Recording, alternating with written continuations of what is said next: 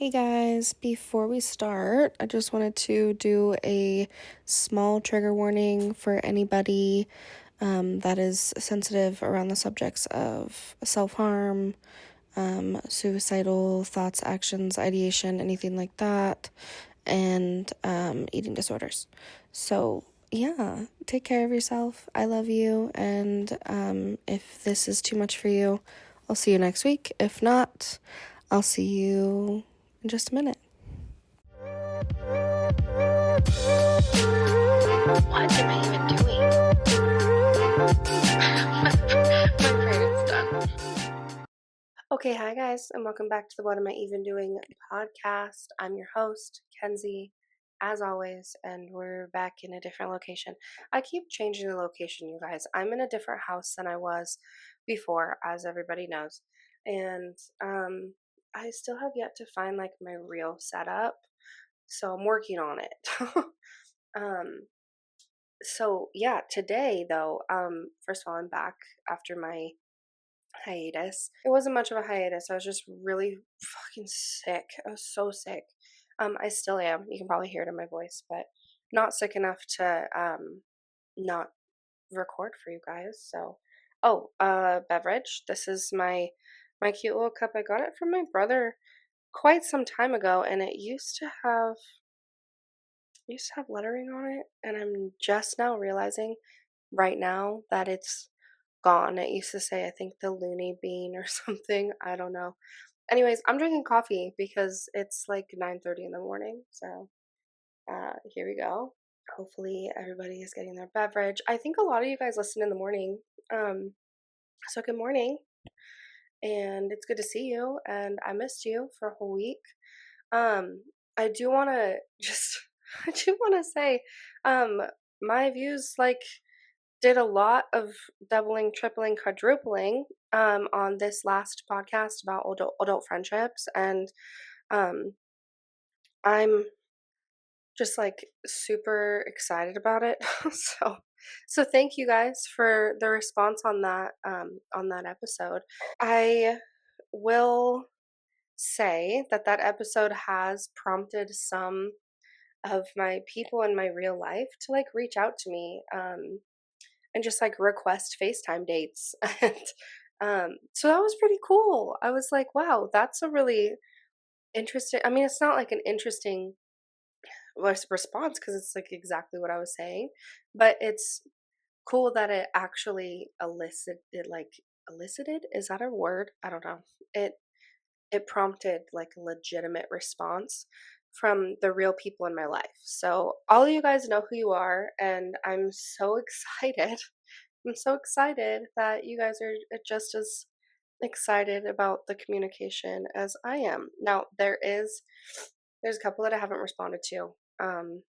But let me tell you, that many text messages takes a minute to get through. So I appreciate your patience, and I'll get to it when I'm not actively fighting for my life. I'm still sick.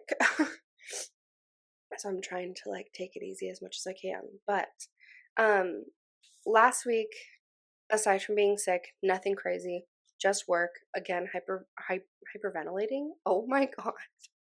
Hibernating, not hyperventilating. That's crazy. Um anyways, just hibernating because it was wedding weekend and I really had a lot to do. On Friday, we did rehearsal dinner.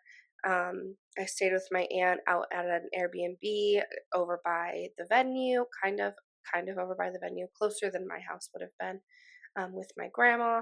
That was wonderful, beautiful. Did hot tub with my two aunts, my mom and my grandma. That was great. Um, Saturday, wedding day, was crazy. It wasn't crazy as in like a bunch of stuff happened, right? It was crazy as in I was there from 8 a.m. to like 10:30 p.m. So I was fucking tired. But it was a beautiful, beautiful wedding. I cried like a freaking newborn baby the entire day. Um, and I'll just say here, I don't even know if she's listening, but Chazzy, if you are, welcome to the family, love. It's so great to call you my sister officially and legally now.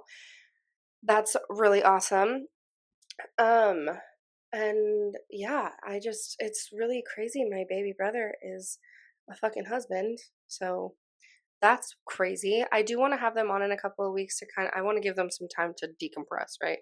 I wanna have them on in a couple of weeks to tell their story, the good, the bad, the ugly, and also anything in between, of planning, executing, and the aftermath of their wedding.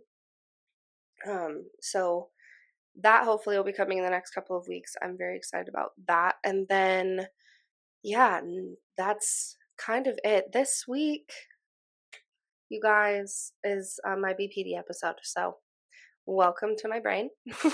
I will say, I'm going to be so transparent. I'm a little bit nervous about putting this out on the internet. I don't want to underrepresent this community, and I don't want to misrepresent this community in any way. This community is still what I'm saying because I'm still like so new to the diagnosis, and like learning my brain, and I'm literally in therapy every week. So this is just going to be a consistent thing that I'm like learning about myself. So, um, without further ado, let's just jump right on into it because I've got a lot of stuff to cover today.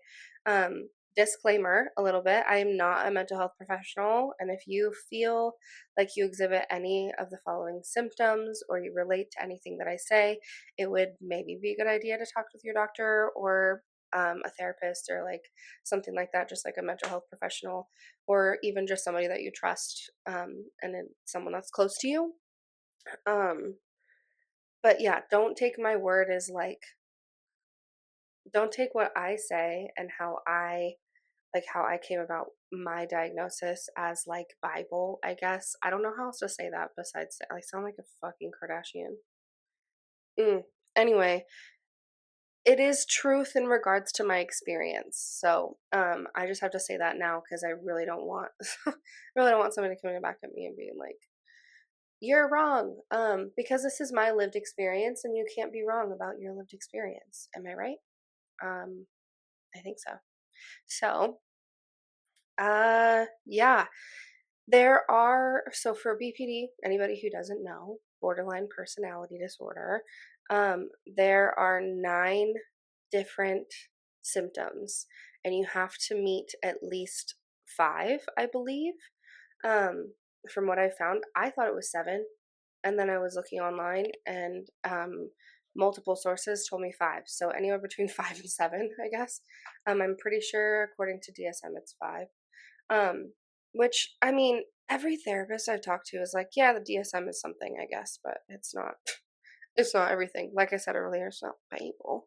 I'm not even religious, you guys. Like, this is literally like, are you kidding? I don't know if you can see in the background anybody who's on the video. That's literally a partial apothecary behind me. I'm not religious. This is weird. Anyway, Bible, I guess. So anyways, I do want to get into like the 9 criteria, but first I want to just kind of explain BPD in itself is very much just like a trauma response. It's like a very, for depending on the person, it can be an intense trauma response to specific situations. There's a specific set of triggers for per person. Everybody's triggers are different, and everybody's response is different because BPD is one of those things where it's like basically should be just a spectrum disorder. I swear to God, it should just be called trauma response disorder, I guess. I don't know. It's like a mega trauma response. It's like a trauma response on crack. um, and like a lot of people are diagnosed in early childhood. I was not. I was diagnosed in adulthood. And or like teenager years. I'm not 100% sure. That's not something that I should just say. Okay. So please excuse me. If you, whenever I get uncomfortable, I always dip into British accent. So there's that. Um, okay, anyway, moving on. 9 symptoms or 9 criteria, I guess. The first one being a pattern of unstable or intense relationships, and this can switch between like loving and hating somebody. Um, I will go into how these things are associated with me and my personal experience. If you have any experience with these things, list them in the comments. Like let's open it up for discussion. I think that's important to do. That's really what I'm trying to do here. Is like open up for discussion so this doesn't have to be such like a taboo subject anymore. Um Symptom number two, intense fear of abandonment, frantic efforts to prevent that from happening. And that can be anywhere from, if we're talking attachment styles, that can be anywhere from like super anxious attachment to super avoidant attachment. I personally have a disorganized attachment style. Talking to other people with BPD, it sounds like that happens a lot.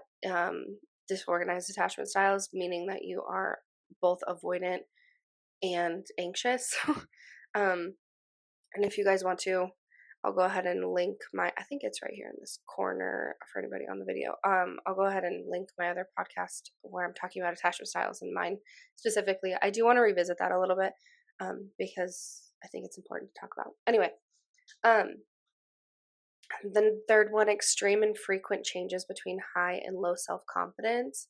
That's something obviously that I think a lot that can be like kind of generalized. I think a lot of people experience that, especially through adolescence, which is why it's so important that we look at the rest of the criteria and not just say, oh, that's it, and that's the one that I have.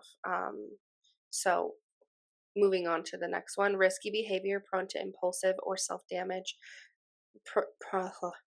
I can't even speak. Risky behavior, prone to impulse or self damage. So that can include binge eating, substance abuse, risky sex, um, spending sprees. That's a big one. Yeah, just like risky behavior that's like damaging to the self, if that makes sense. It's can be It can be kind of like a coping mechanism. I do find that that is something that I see a lot. I'm slouching so bad. It's because I'm like actively like uncomfortable. Like, ugh. I'm not uncomfortable talking about this, okay? I just am like nervous about, like I said, misrepresentation. Um, okay. And the next one, pattern of suicidal or self-harm, suicidal behavior or self-harm, suicidal ideation, things like that. I will be posting a trigger warning in the beginning of this because I think that talking about these things can elicit that behavior. So, if you've made it this far and you've bypassed the trigger warning and now you're feeling like, okay, wait a minute, I can't, like, this is too much for me, go ahead and back out.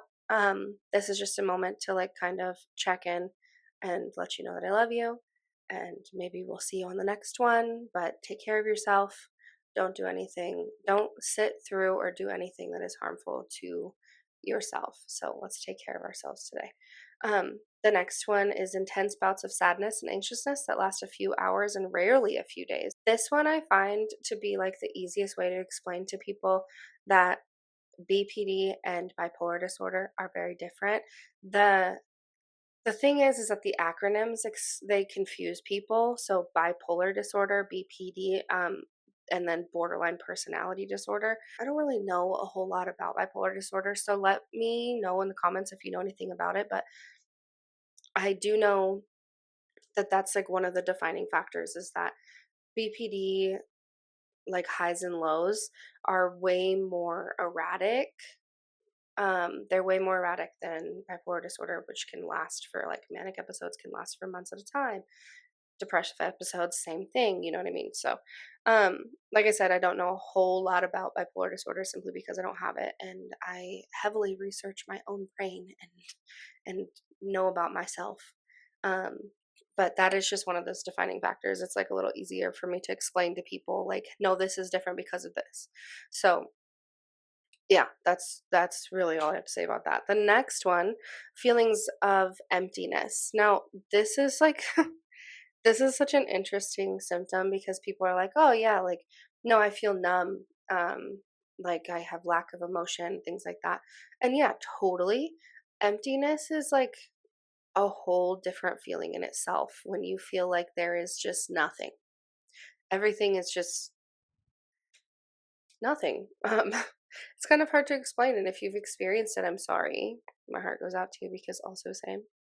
Um, But yeah, the next one, anger control or intense anger beyond the scope of the issue. This is where things get a little bit more like stereotypical, it seems. People think of BPD as like I don't know, outburst disorder, if that makes sense. The emotional, like too much gene is what people would call it. Um, overly emotional, overreactive, things like that. BPD I mean, that for me, anger is something that I can cling to a lot easier than other emotions. And that's the first one that's going to come out for me specifically. I'm not saying this is for everybody else. There's a lot of disclaimer in this, you guys. I do apologize. Um, anyways, so this is like I said, like where the stereotypical BPD, like the view of it really comes from is like that anger because it's what people see. It's what people see. Everything else is like all inside of our heads, you know what I mean? Um that outward expression of anger on like a really intense scale is everything that people are perceiving. So, on one hand I get it and on the other hand I'm like I think that we should do a little bit more research and have a little bit of compassion for people that are dealing with intense emotions. Come on now. Okay. The next one, fleeting stress induced paranoia, thought, or feelings. Let me rephrase that. Fleeting stress induced paranoid thoughts or feelings, or feeling unreal or detached from the world itself. From the world or self. Sorry, my bad. Let's talk about how I can't read my own freaking outline. Am I right? So, this one I find that it's kind of like associated for me personally with dissociation. Dissociation is, I think everyone's probably experienced this on some level, right? Um, Spacing out is a form of dissociation, just like shutting everything off for a second. For me, when I dissociate, I feel like my consciousness is like back here and I'm not in like full control of like what's coming next. And that may sound crazy to some people, but if you get it, you fucking get it. And I don't know how else to explain it. So, which ones are present for me in this specific way? Granted, I will just say I am diagnosed with a subtype of BPD that's actually not technically listed in the DSM, but it's called quiet BPD or internalized BPD is another name for it. Um, there's like people just call me like really self-aware, like I don't know. There's a lot of there's a lot of different words for it, but I personally resonate with quiet BPD um a little bit more than like internalized or self-aware or anything like that. Um so the first one that I said, let's revisit, a pattern of unstable and or intense relationships can switch between loving and hating. That one is super present for me. This has kind of been my whole life with romantic relationships. And I wouldn't say, like, I would say that I'm kind of a serial monogamist, as in, like, I do stay in relationships for a long time, but I also am not, okay, this is kind of hard to explain, but I also am, like, still having these moments. I say moments, but it happens kind of a lot. I'm still having these, like, intense switches between like loving and hating somebody, and it's mostly because and that comes a lot from like this disorganized attachment style as well, which is part of my diagnosis. But it really comes down to like this fear of abandonment, which brings us to number two, which is also a huge part of the diagnosis for me specifically, and I think a lot of people, most people anyways. Um but having the first symptom, that intense switching of loving and hating somebody in like these um, unstable relationships, it really comes down to that fear of abandonment. And I'm going to leave you before you can leave me. And so I'm going to now hate you. Or please don't leave me because I'm not going to live without you. That's like that unstable love. I say love because like I've been in love. Don't Don't get me wrong, I've been in love, but I've also been in like I don't even know what to call it because it's not lust, it's not like just a fear response. It's really like oh god, I don't even know how to explain it. If you understand, you understand. Like being in love and then being in fear is like so different. It's so different. And then not just in romantic relationships, but in like um personal relationships, as in like friendships or like familial relationships. This is where like my fear of abandonment comes a lot from, and also the frantic effort to prevent that pain from happening, that abandonment pain from happening, or that trigger from really coming up. Which is ironically, I say that, but like trying to prevent that trigger from happening is literally like moving within that trigger. So like that's really what it is. But um, a lot of that stuff comes from early childhood for me.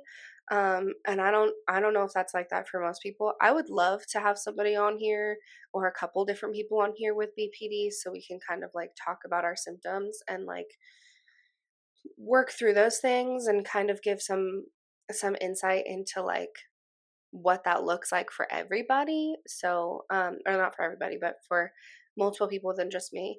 But yeah, so all that's like super early childhood that I have either one uncovered and processed, or two have yet to even touch.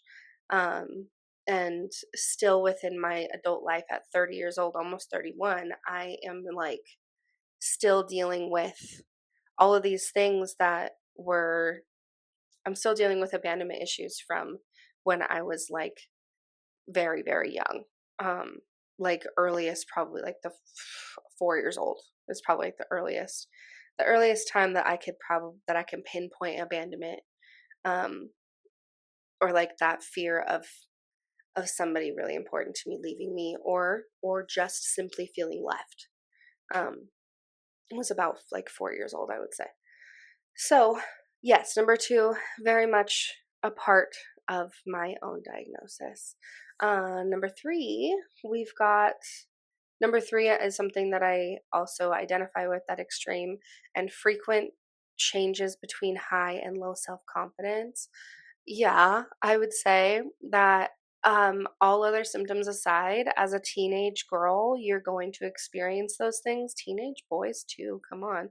Um, I was a teenage girl in dance. I was a child of gymnastics. I was competing and being critiqued on my body and what I looked like, from the age of like 3 years old to 16 or 17.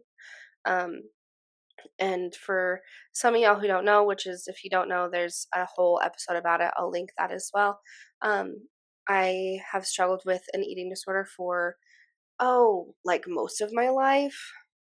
Um, and I did go to treatment for that. I've been in recovery since I started treatment and been in recovery since 2021, early 2021. I think it was December of 2020, but um 2021 is really when it all started. Like December of 2020 was intake. So, yeah, I did an outpatient treatment program for all of that.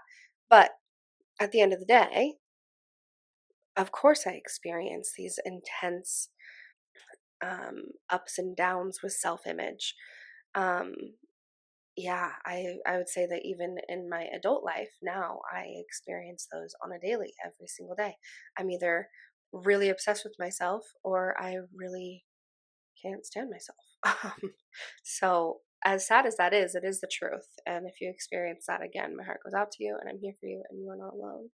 Um, Number four, ish. Now, this is an ish because I do not have a substance abuse disorder. Um, and I think that that is really like, I say ish because I don't meet all of the different things. Now, you don't have to meet like, okay, wait, let me just say it's the risky behavior one, or the prone to impulse and self-damage, like around risky behavior. Now, some examples that I gave were binge eating, substance abuse, risky sex, spending sprees. These are things that like a psychiatrist is going to ask you and be like, do you spend a lot of money impulsively?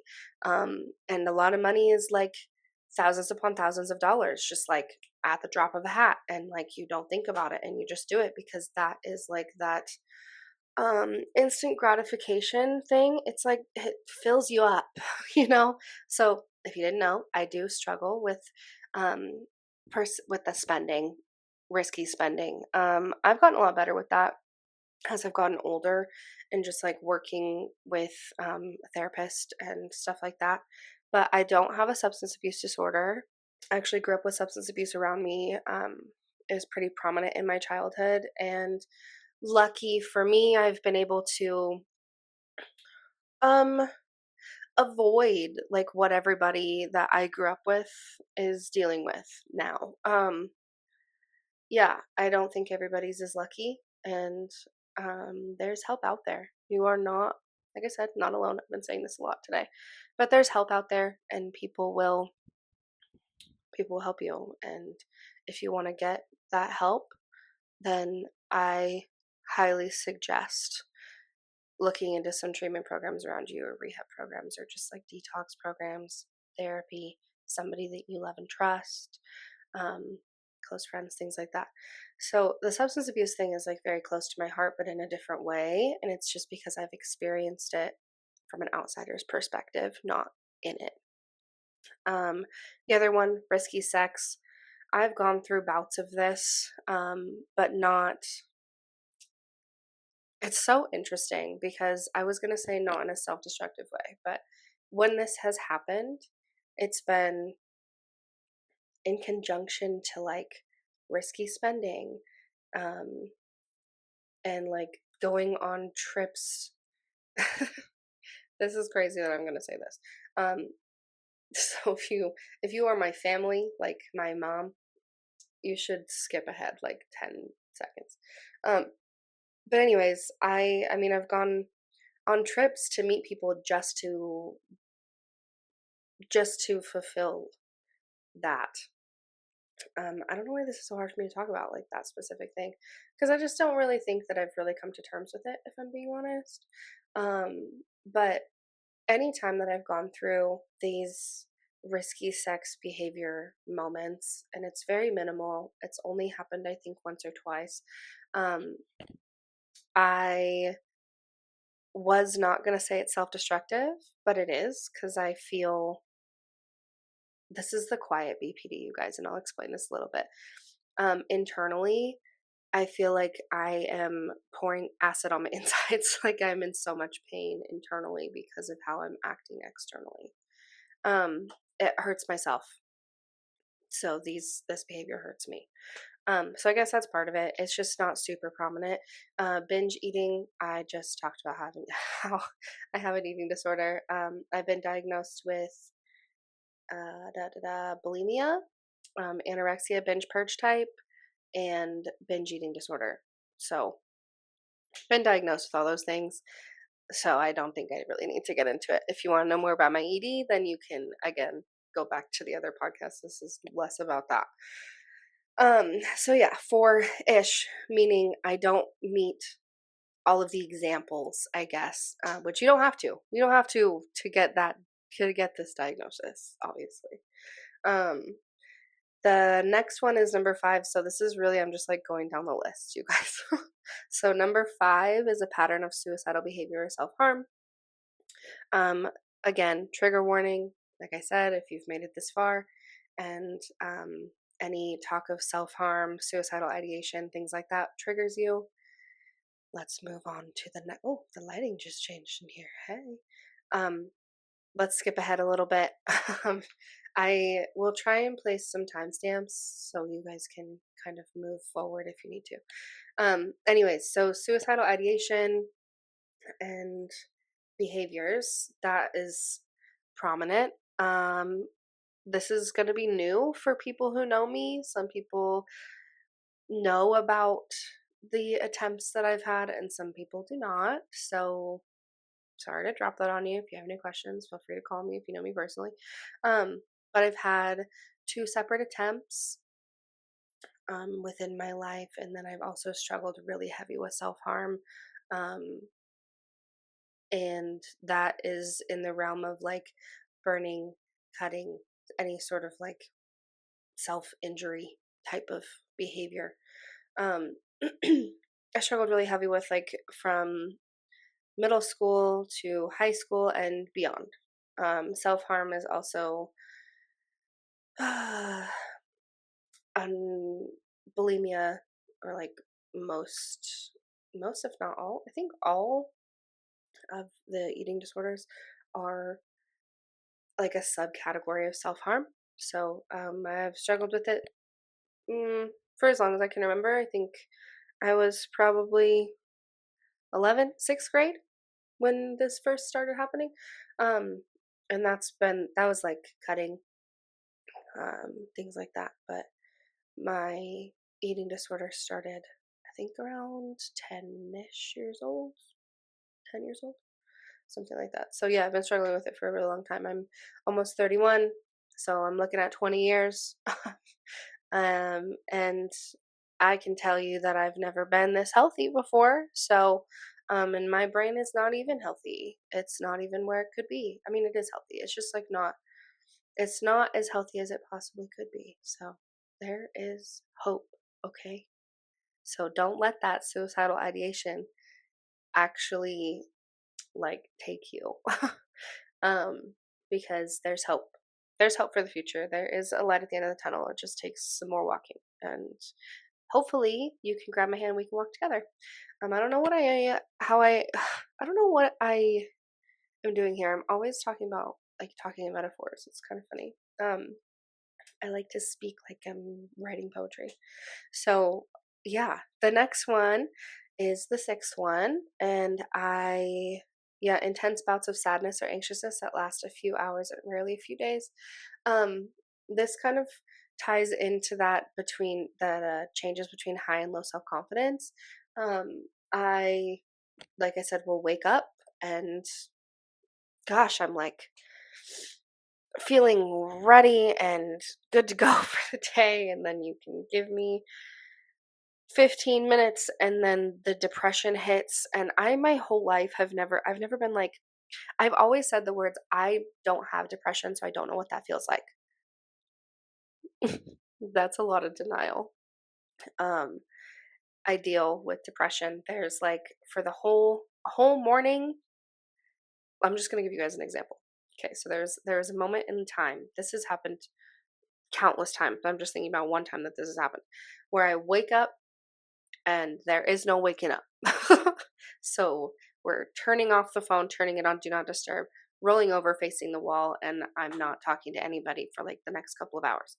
Um, and then all of a sudden I'm like, wow, what am I doing here? I'm going to get up and I'm going to like intensely clean the hell out of my space, or I'm going to go take an everything shower that's going to last 45 minutes and I'm going to do all of this crazy behavior. Another thing is when my eating disorder was really bad and I would be like, I hate myself, I hate myself, I hate myself, binge purge, and now I love myself.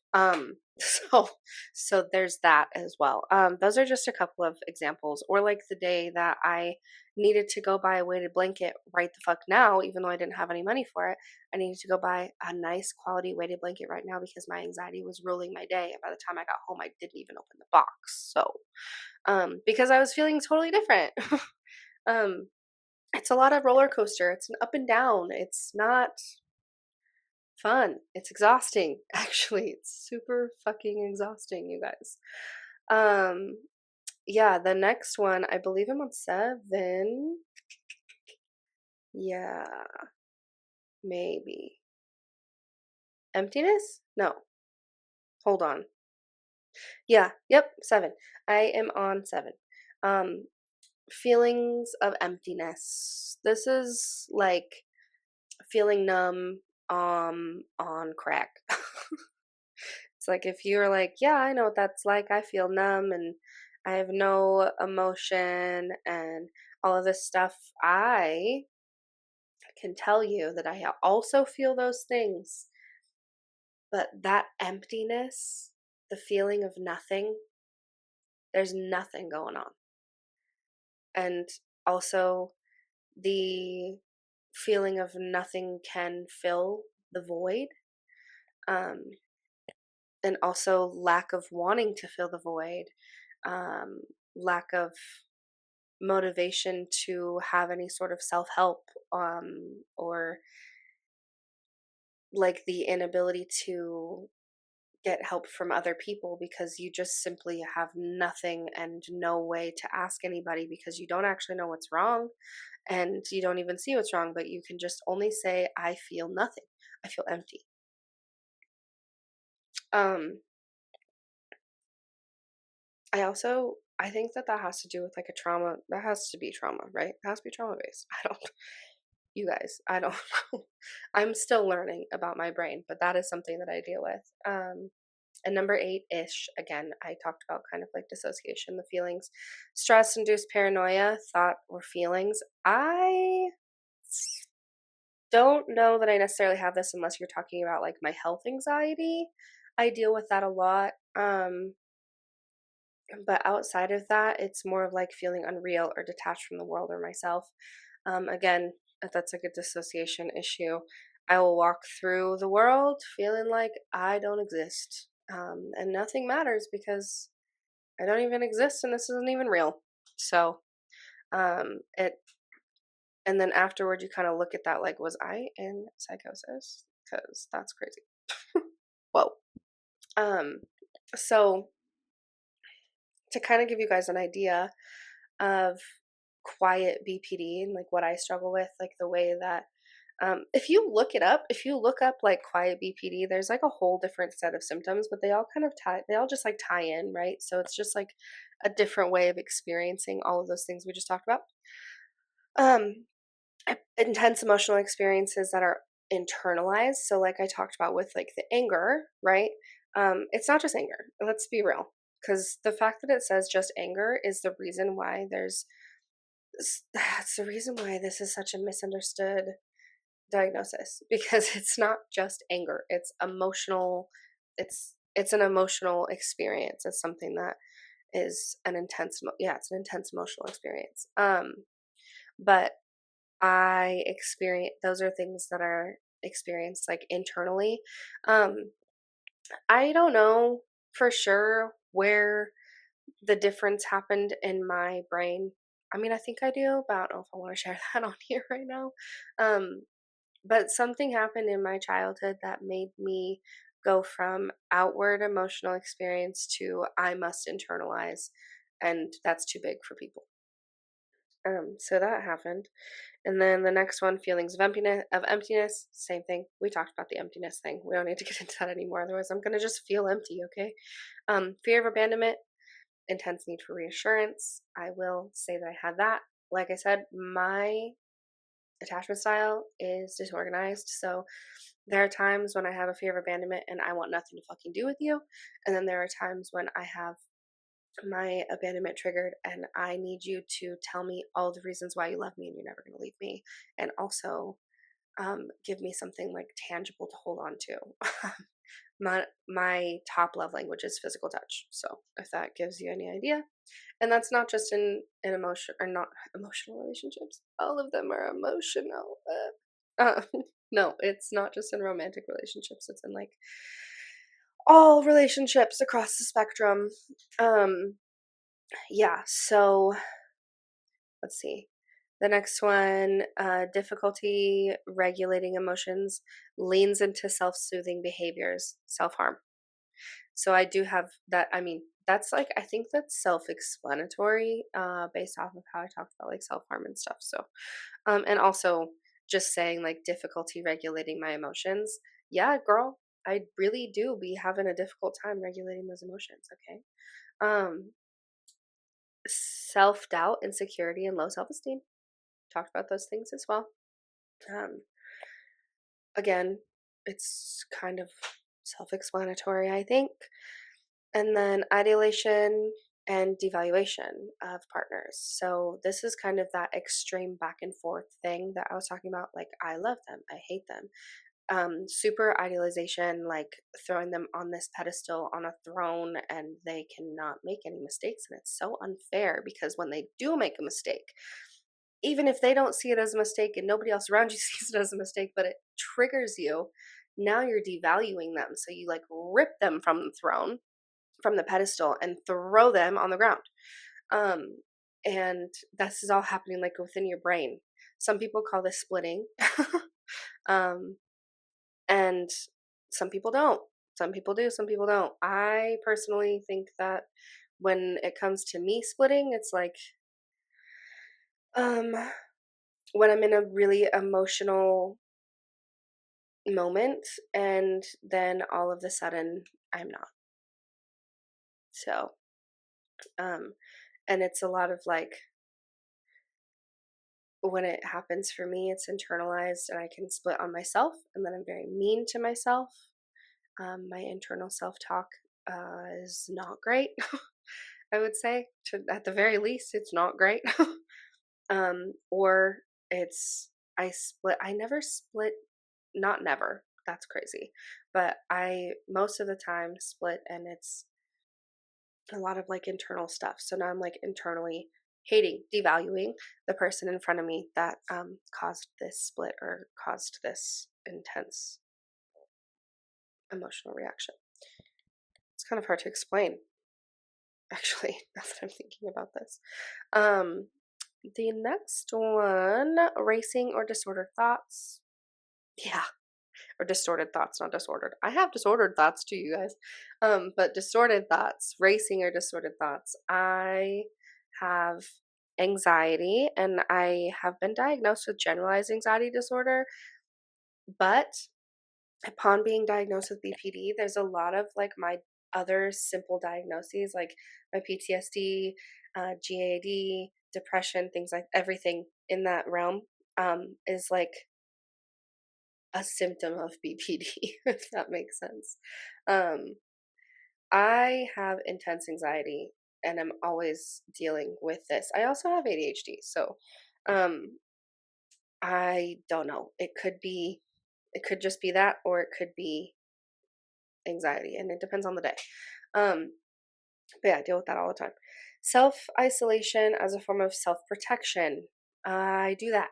I am an introverted extrovert. And I hate saying that because it sounds ridiculous. It sounds ridiculous, you guys, but I am. I'm an introverted extrovert and um I will pull myself back. I actually am just kind of not real with a lot of like if you don't know me and I'm not like super comfortable and safe with you, I don't really give you me. And I think a lot of people can relate to that, but I don't know, girl. I pull myself back from people so they don't have a chance to hurt me. They don't have a chance to leave me. They don't have a chance to get behind the wall that is in my head. And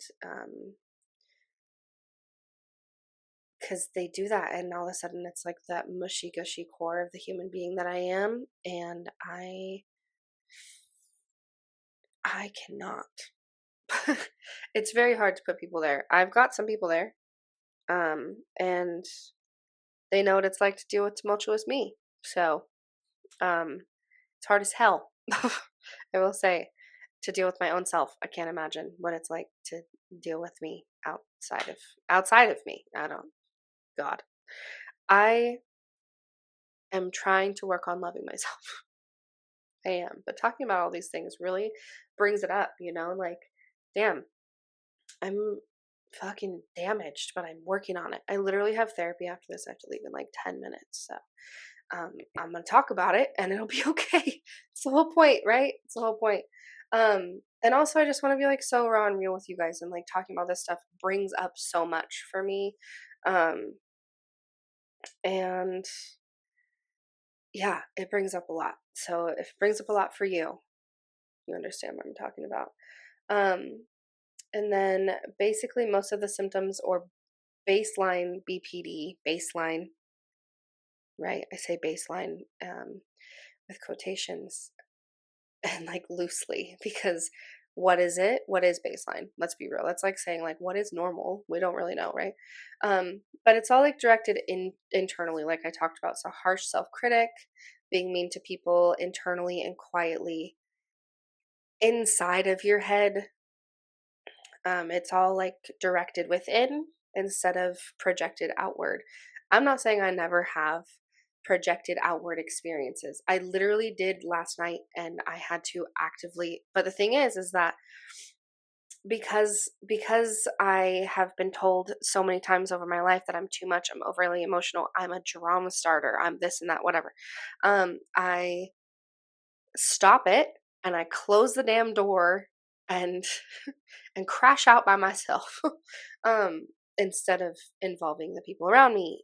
And really I just need to be able to ask for help. So but in that moment it's really hard to like ask for help and be like so open to getting that kind of help, especially if you only have like a small amount of people in your life that are behind the wall that we just talked about. That silly, silly little wall that is so thick and dense and hard to break down. Um, yeah. So some tools that I've learned so far. Now I'm saying so far because I have so much time.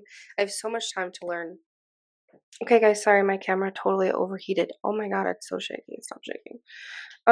Anyway, so I want to get into some tools that I have before I've got to wrap this up.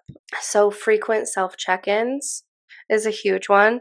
Me and my therapist work on checking in from top to bottom or from bottom to top, whatever works best for your brain. And just like really taking note physically how you're feeling and taking note emotionally how you're feeling in certain parts of your body. Okay. Um, and then identifying where I'm feeling things in my body. So again, this kind of like goes with the check-ins, um, and just like really keeping track of your own emotions and where they're at in your body. That tends to help me to decide whether or not it's a rational or an irrational response. So yeah, identifying triggers. This is hard as hell, and I recommend doing it with professional help. This is what I do every week, working on it. We identify and we work through them. And that's something that has helped me immensely. I work with my therapist with a therapy called IFS, Internal Family Systems, and it's the process of like identifying capital S self and being able to like ground within that, and also identifying all of these different triggers or parts of self and hearing them out and integrating with into yourself, into like self energy. Um, anyway, and so then the next one, being okay with apologizing, even if you feel embarrassed of how you've acted. Being okay with apologizing is so important because otherwise you are not holding yourself accountable and being responsible for your own actions. Um, this is something that people with BPD cannot control. Splitting, emotional outbursts, things like this is something that is like, I'm an adult and I want to be able to control myself, but I also cannot sometimes. um, that control comes with therapy and intense self work. So, yeah, I would say that's a huge one. Being able to apologize when you have fucked up because it's hard. It's hard to take responsibility when you fucked up, but taking a step back and realizing, oh, yeah, I did that and that's not fucking cool, um, is really, for me, it's like an integral part of healing. um, so, yeah, in the end, I'm still me. I wrote this out, and so I'm going to read it word for word. In the end, I'm still me, and I'm constantly working on putting my BPD into a kind of remission because it doesn't ever go away. It just gets smaller. Eventually, people will not exhibit the symptoms to be diagnosed, but it can be triggered back out. So, tools are important, therapy is important, and support from the people around you is important, at least in my personal experience. So, that is it, you guys. Thank you so much for listening today. Again, this was a heavy one, so I apologize for any heaviness that falls upon you guys. Let's do some grounding before we move on with our day. I know I will be, and just giving yourself a moment to breathe and be present with your own emotions, your brain, things like that. If you have any questions about my personal lived experience, feel free to ask them in the comments, um, or like on Instagram or like anything like that. And I will do my best to sift through and answer what I can. But as of right now, that's all I've got for you guys. So, next week, I think we're looking at a reaction video. That's all I'm gonna give you. Yeah, it was good to talk to you guys today. Again, not again. As always, it's like my little therapy sesh, but I'm literally going to therapy after this. So that's funny. Anyways, I love you guys so much. So, so much. Take care of yourself. Be gentle with yourself. And yeah, I'll see you guys next week. Love ya. Bye.